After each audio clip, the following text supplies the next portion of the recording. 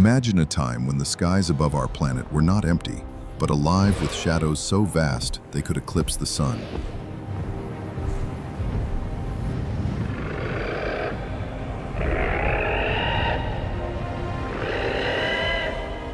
For millions of years, those ancient heavens held secret giants that rose from the earth only to conquer the air. We thought we knew their limits. We thought we had found the undisputed king of the prehistoric skies.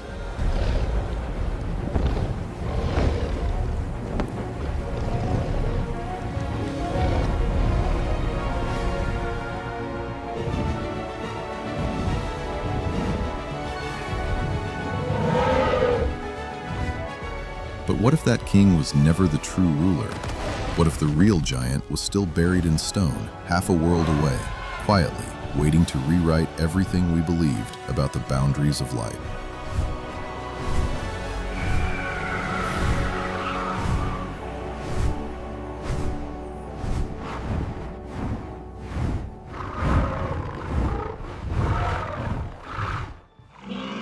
For more than 50 years, one name completely dominated the story of flying giants: Quetzalcoatlus northropi.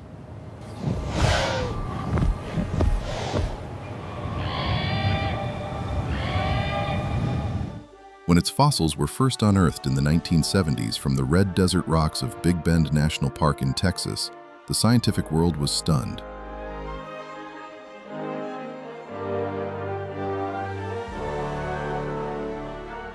Here was an animal that stood as tall as a full-grown giraffe, nearly 18 feet at the shoulder, with a wingspan stretching between 33 and 36 feet, and a body weight estimated around 500 pounds.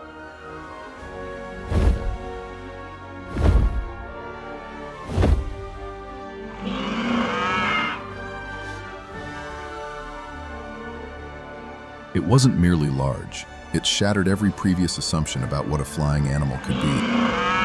How could a half-ton creature possibly get airborne? For decades, this question sparked heated debates among paleontologists.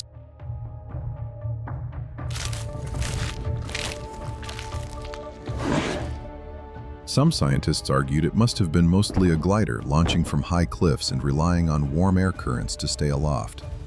Others suggested it spent most of its time on the ground as a giant scavenger.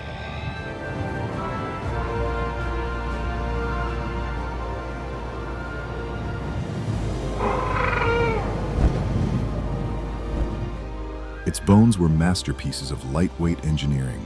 Hollow, paper-thin walls, strengthened by antennal struts, evolved to save every possible ounce while still supporting enormous wings.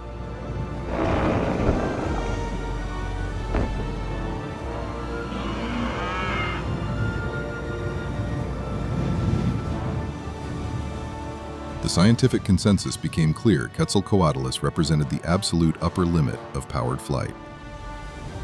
Any larger or heavier, and the laws of physics would simply refuse to cooperate. Bones would break under landing impact. Muscles could never produce enough torque for takeoff. The record, it seemed, was permanently carved in stone.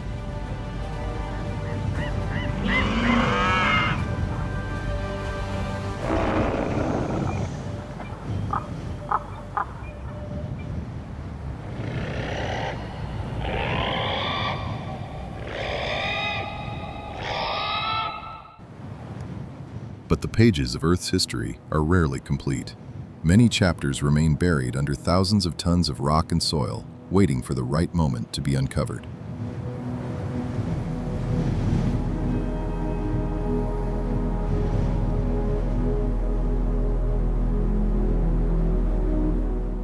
While the world's attention stayed fixed on the sun-scorched badlands of North America, a very different story was slowly emerging from the ancient island sediments of what is now Transylvania, Romania.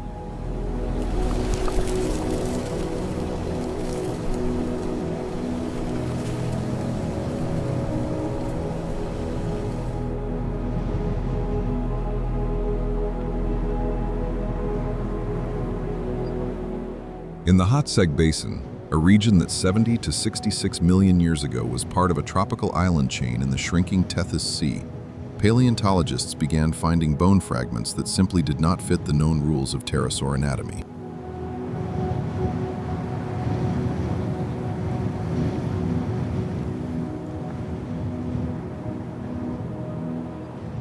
These bones were not fragile or paper-thin.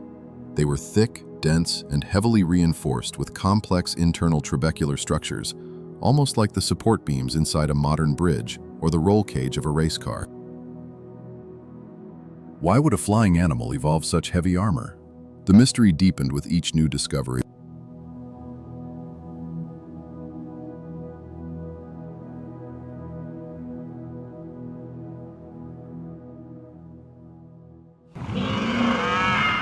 The creature that emerged from these fragments was named Hatzegopteryx thambima, literally, the Hatzeg monster. Its wingspan was estimated between 36 and 39 feet, matching or slightly exceeding Quetzalcoatlus.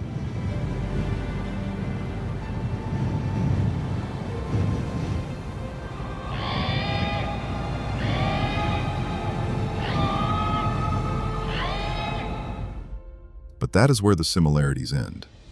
While Quetzalcoatlus was built like a high-performance sailplane, optimized for long-distance soaring, Hatzegopteryx was constructed like a flying tank.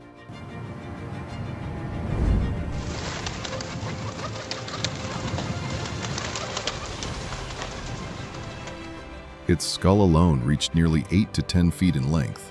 Its neck was noticeably shorter and much thicker than its North American cousin, packed with shock-absorbing bone struts designed to handle enormous forces.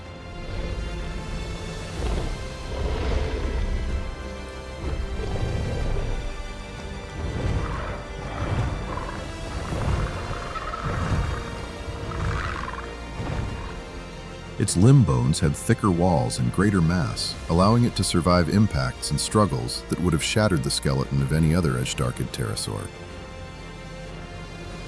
Standing fully upright on the ground, this animal towered nearly 16 feet tall, a living wall of muscle, bone, and leathery wings. The question everyone asked was obvious. How could something this heavily built ever fly?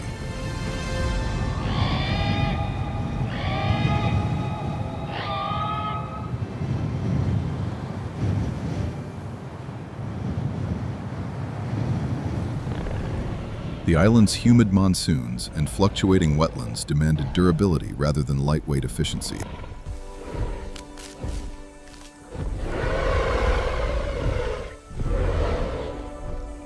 Unlike Quetzalcoatlus, which relied on steady thermals over dry Texas plains, Hatzegopteryx evolved for short, powerful flights and brutal ground hunts in muddy, rain-soaked terrain.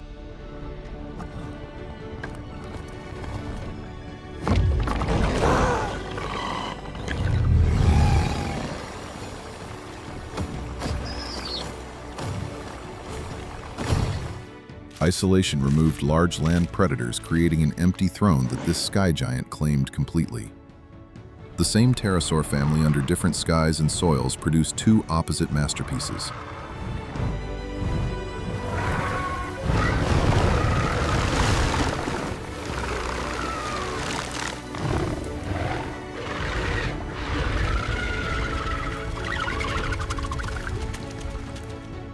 The answer lies in a sophisticated quadrupedal launch mechanism.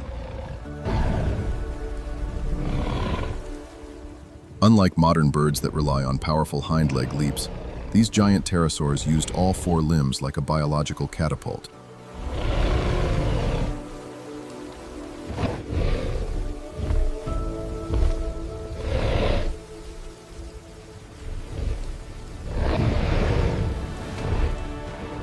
They would crouch low, load massive elastic energy into their enormous chest and shoulder muscles, then explode upward in one violent, coordinated motion.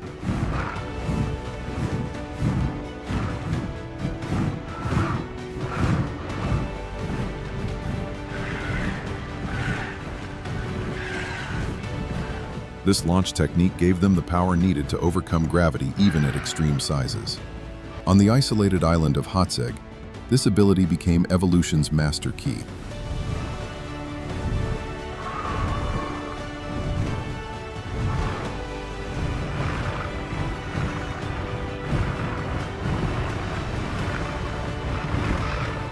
Why did Hatzegopteryx evolve such a robust, armored body while its relatives remained lightweight gliders? The answer is found in one of paleontology's most fascinating natural experiments, insular dwarfism.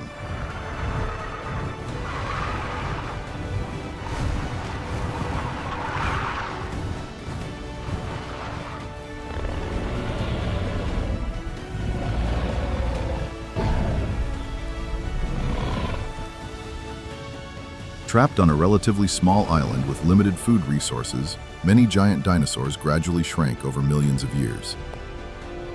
The once colossal sauropods became Magyarosaurus, fully grown, long-necked dinosaurs no larger than modern ponies, small enough to walk beneath the bellies of their mainland cousins.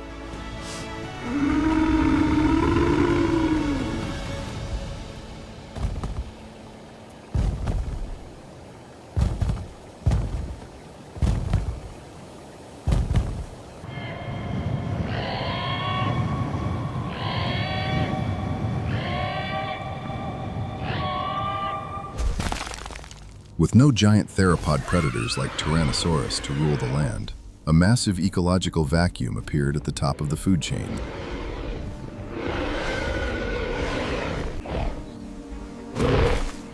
Nature never leaves a throne empty for long. Into that power vacuum descended Hatzegopteryx, a skyborne apex predator engineered not just to fly but to dominate.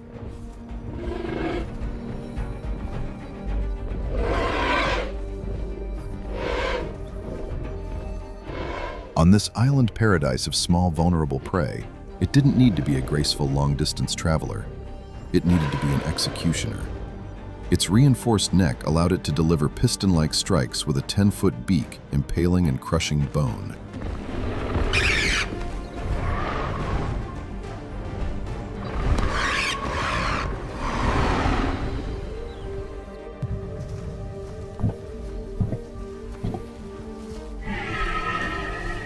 Its thick skull and powerful jaws could withstand violent thrashing and struggling prey. Its heavily built body let it transition instantly from flight to a 16-foot-tall terrestrial stalker, patrolling the plains with the confidence of an undisputed king.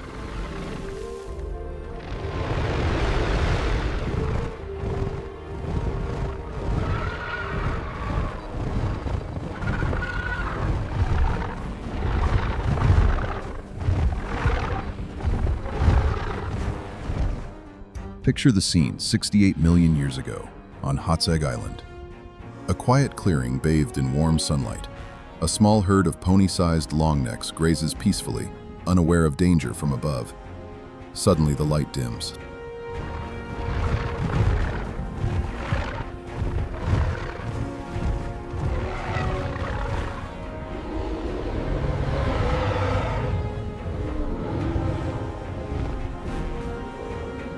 A massive shadow glides overhead. At the last second, giant wings flare, leather snaps in the wind, and nearly half a ton of muscle and bone slams into the earth. The ground trembles.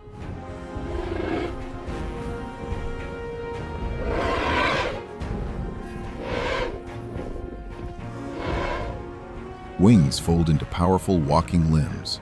The sky predator becomes a relentless ground hunter. One targeted strike, one brutal thrash of that armored neck. The struggle ends almost instantly. A deep guttural roar echoes across the island, the sound of the true ruler claiming its domain.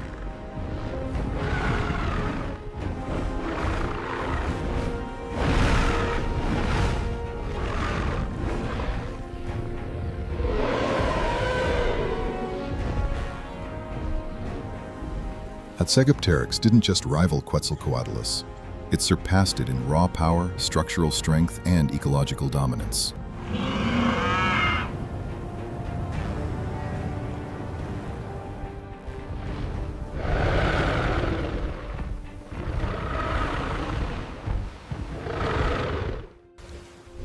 It proved that when evolution is given enough time, geographic isolation, and an empty niche filled with easy prey, it can break what we once thought were unbreakable rules.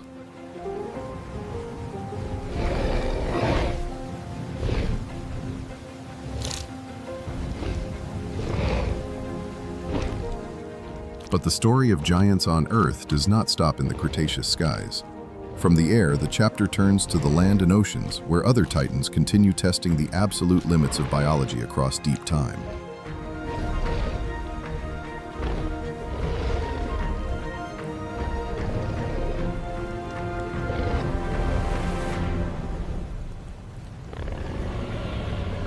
Around 94 million years ago, in what is now Argentina, Argentinosaurus, one of the heaviest land animals ever to walk the planet, reached lengths of 98 to 115 feet and weighed between 65 and 90 tons.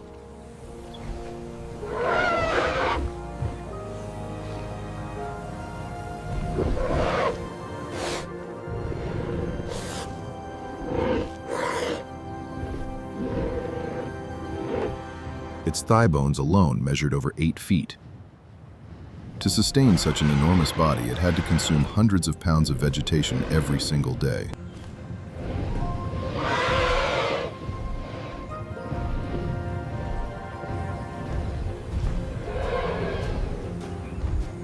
Its sheer size granted it near total protection from predators.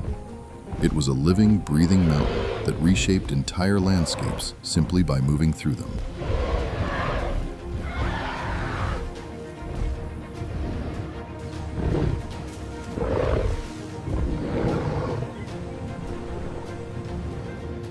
In the rivers of ancient North Africa, Spinosaurus ruled as a semi-aquatic giant. Growing up to 46 to 50 feet long and weighing 6 to 8 tons, this dinosaur possessed a tall sail on its back and a long crocodile-like snout, perfectly adapted for hunting fish and ambushing prey along riverbanks.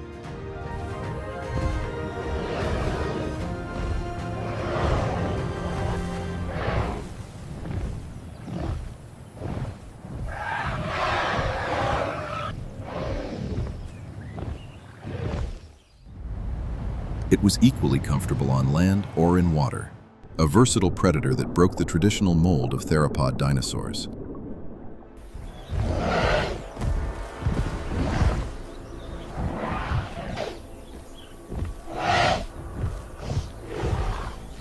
Even further back in the Triassic oceans, roughly 210 million years ago, Shastasaurus pushed marine reptile limits.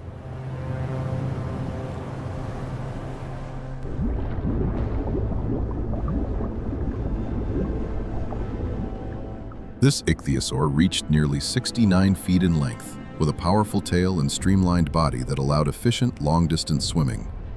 It hunted in ancient seas long before the age of giant dinosaurs reached its peak.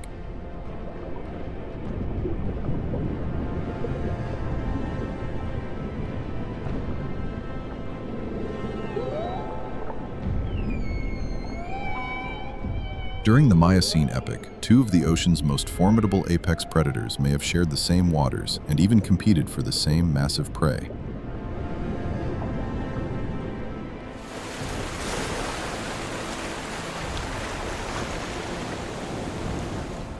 The legendary megalodon shark grew up to 50 to 60 feet and weighed 50 to 70 tons, with a bite force capable of crushing whalebone. Yet it was not alone. The predatory sperm whale Leviathan melvillei reached similar sizes, armed with enormous 14-inch serrated teeth designed to tear apart other whales.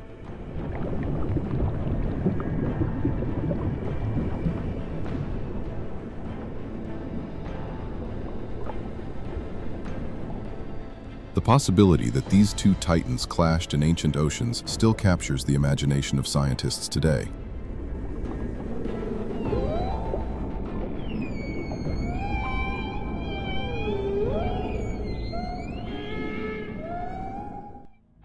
On land, during the Oligocene, roughly 34 to 23 million years ago, Paraceratherium, a hornless rhinoceros relative, stood over 16 feet at the shoulder and weighed up to 20 tons.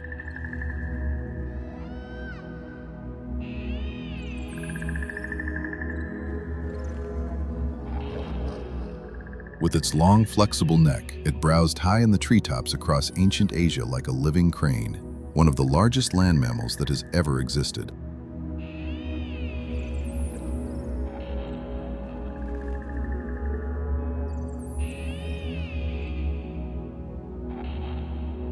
Much closer to our own time, Pleistocene Australia was home to Megalania varanus priscus, a giant monitor lizard reaching 16 to 23 feet long and weighing over 1,500 pounds.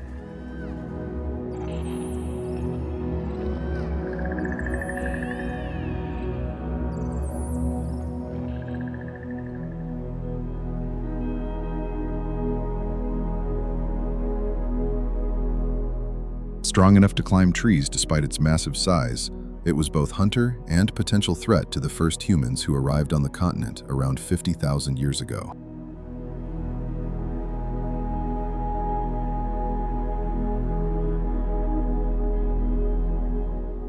Today, the oceans still hold the ultimate champions of size. The sperm whale can dive to depths of 10,000 feet in search of giant squid. But even it is dwarfed by the blue whale, the largest animal ever to live on Earth.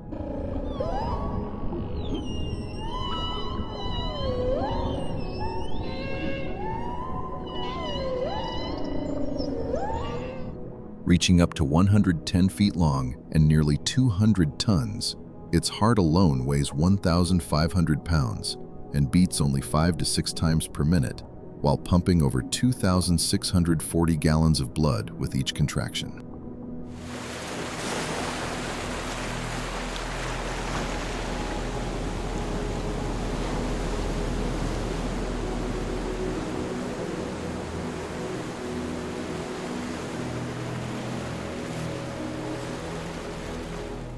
Their calls, reaching 188 decibels, can travel for miles across the ocean and are louder than a jet engine. And yet these gentle giants, with only a few thousand individuals left, remind us how fragile even the mightiest creatures can become.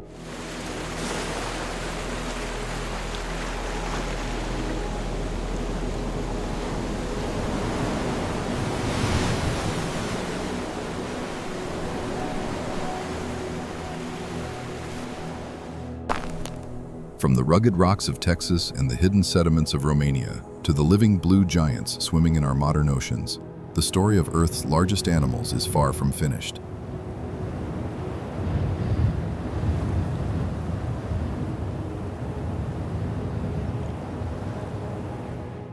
Every new fossil, every new discovery forces us to reconsider what we thought we knew. How many more times will we realize that our previous champions simply weren't even close?